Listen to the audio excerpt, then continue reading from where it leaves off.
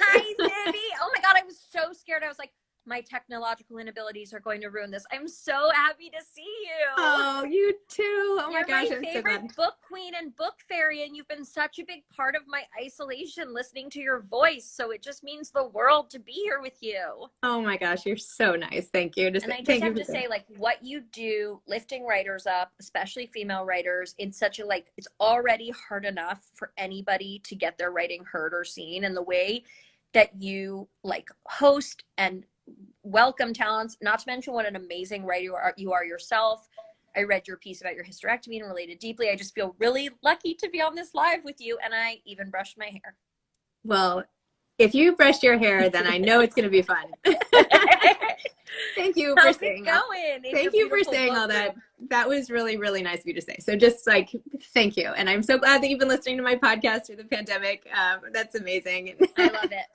I love um, it. and I have been reading Verified Strangers, or I had read until it ended. Oh my You're gosh. I like, cannot believe you've actually been writing that real time. Is that really true? It's like too good. That's so nice of you to say. And I reread it, and there are definitely some incredible clunker sentences in there. So thank you for saying so. But I have to say, like, my first reaction when I heard we were going to be stuck inside, and obviously we all thought it was going to be a shorter period of time at first. We were all like, oh, this will be a little experiment. Obviously, it's been much more complicated and tragic than that. But I just thought about the idea of serialized storytelling. I had just recently been reading about Charles Dickens and the fact that through the cholera outbreak of, I believe, 1854, he was writing a serialized novel. And it's informed so many, I mean, he did it. That's how Middlemarch was written. Stephen King's written that way. So it just seemed like an amazing thing to try and kind of an Olympic exercise to put yourself through as a writer. And it gave me so much, like, I will never say a snarky word about a blogger, a journalist. They can say whatever they want about me for the rest of time. The amount of content those people are slamming out, I will never snap back. So, but how did you do it? Did you just decide, like, how did you even come up with the plot and the structure? Because there was so much, and the idea that the audience could weigh in. I mean, that was brilliant. Well, thank you. I just wanted to do something honestly. I missed the connect when I had a TV show, and hopefully I'll have one someday again. The connection that I had with my audience every week, even though we weren't necessarily responding to them, every season, of course, their thoughts about the characters and ideas leaked into my work. And I missed that connection to an audience and that connection through character. And I feel like so much so in this day, we're connected to personalities, whether it's influencers. I mean, I feel like I know you. I do know your husband, but who I'm obsessed with. But like, we feel like we know real people, but I sort of missed that sensation of feeling like you know a character. And so from that, I tried to think about someone who was relatable to me, but I also really wanted to give myself the challenge of writing someone who wasn't me. So Allie sort of came to me. She's way cooler and cuter and also sometimes messier than I am because I spend more time in my house. And I also just wanted to play with the concept of a romance novel. And what I love about, I used to really like have this sort of, I remember like a stupid, snotty attitude about thinking of romance as like chick lit or unserious. And then I realized like I had actually been colonized by the very ideas that the world wants to impose on women. And I actually think like what I love about romance is it allows for fantasy and it also allows for self-reflection. And so the idea of a character who is having all of these various types and styles of lovers thrown at her and the way it confused her inner world, that was really exciting to me. Totally. I couldn't decide who I wanted her to end up with. I wanted to understand like why the guy left. Like I don't know. I felt You the left same so way. many. And even when they people voted constantly in a way that I didn't think they would go. So I learned to stop preparing chapters because I absolutely never knew what was going to happen. So I was totally, what I loved was how consistently the audience just purely surprised me. And I also was actually thinking a lot about Far From the Madding Crowd, the Thomas Hardy book, and the way that even though it's this really dense, I mean, I think he's like a deeply feminist writer, and even though it's this really dense piece of literature, at its core, it's really about a woman choosing between three lovers and what the choice she makes says about her. And so I loved using that classic format, but letting other people weigh in. And you were amazing. Like, I don't know how you do it. You read the first 2 chapters and we're like, oh, by the way, here are a few little like linguistic things that you're under missed. And I was like, you have a billion kids, a podcast, you're writing your own book, and you just managed to make my novel better and copy edit it. No, stop it. You really did. Stop. I read so much right now. It's like, I didn't realize when I started this whole project, I've always loved to read, but I didn't realize it was a muscle that you could develop so much. Like, I thought it was a fixed skill. Like, I read at this pace, full stop, but not true at all. Like, I've been getting better and better.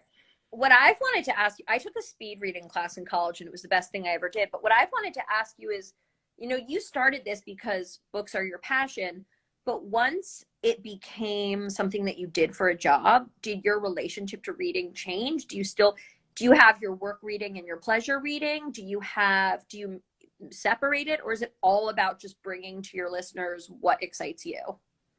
It's all about bringing what excites me. I don't read anything I don't want to read. I mean, like, what, I don't know. I don't want to recommend things if I'm not excited about them too. And I mean, obviously I can't love every single book, and I'm sure you feel the same way. But there's something about it that really speaks to me. Maybe it's something really cool about the author. Maybe it's a unique structure, or maybe there's just always something interesting, I feel like. So, no, cool. It's not, I don't view this as work. This is like totally fun for me. So, I mean, and it's funny, really I remember that's amazing. And like making your pleasure your work is amazing. And I also love that you're instilling like the fact that you like moms can read too, moms don't have time to read.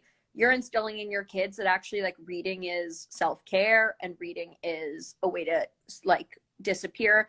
And I mean, I don't know if your kids are rebelling or they're becoming book lovers too, but it's amazing. Oh, thank you. Yeah, they run the spectrum, but they, you know, authors are just so accessible to them in the way that I always wish they had been for me, right? I feel like when we were growing up, well, I'm much older than you are, but when I was growing up, it was impossible really to, you know, I would write letters to authors who I thought were amazing, but there wasn't really back and forth. And now with Instagram, like, I still feel like a kid in the candy store that like I can go in and see like all these amazing authors and where they're having breakfast. Cool. Right? Oh my God, I remember writing a fan letter. The first one I wrote was to Nikki Giovanni, the poet, and like looking up in the book where her publisher was. Yes, that's what we did. I did with my mom. I wrote them to Judy Bloom. I mean, I was like, I will get into contact with these people. And did you ever get a form letter back and it broke your heart? Well, I started actually one relationship with an author where we became pen pals. Her name was Zibby O'Neill and she lived in Michigan. And then after a couple years, she had the same name as you. She had the same name as me. And I was like, oh my God, there's a Zibby in a bookstore. And like freaked out about it. And she ended up coming to New York and taking me for tea at the Plaza. And I was in 5th grade.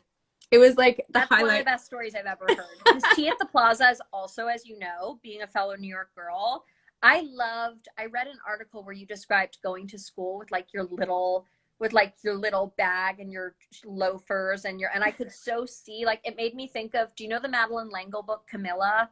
Yeah. It's about like just a kind of girl finding herself uptown New York City, and takes place, Camilla was in an era before you, but I was like, oh, that's so glamorous, especially because since I lived downtown, I always really idolized. I thought uptown girls were like really sophisticated and knew more, and because you were near museums and glamour.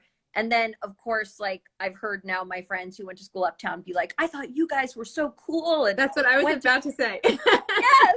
I was about to say, like, I thought the downtown girls were the coolest thing ever. And I mean, the boots and the clothes, and it was like a whole nother world. I was never the boots girl. I was always the girl following the boots girl around, which is probably why I'm a writer and not something else. I just want to say thank you, because you really influenced me to kind of bring writing and serialized writing into my quarantine. And when I got your bag of books and started listening to a podcast at a really, really like perfect time where I wasn't feeling so well and I needed it, and I felt such a lifeline to you. So just to get to talk to you, so fun. And I can't wait till I'm interviewing you about your book.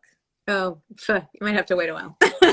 Well, thank you. Thank you for saying such nice things. Thank you for talking books. I could talk books with you forever. Me too. And tell Kyle that I love him, because he's the most positive and joyful person alive and should have his own reality show. It's true. He absolutely should. And yes.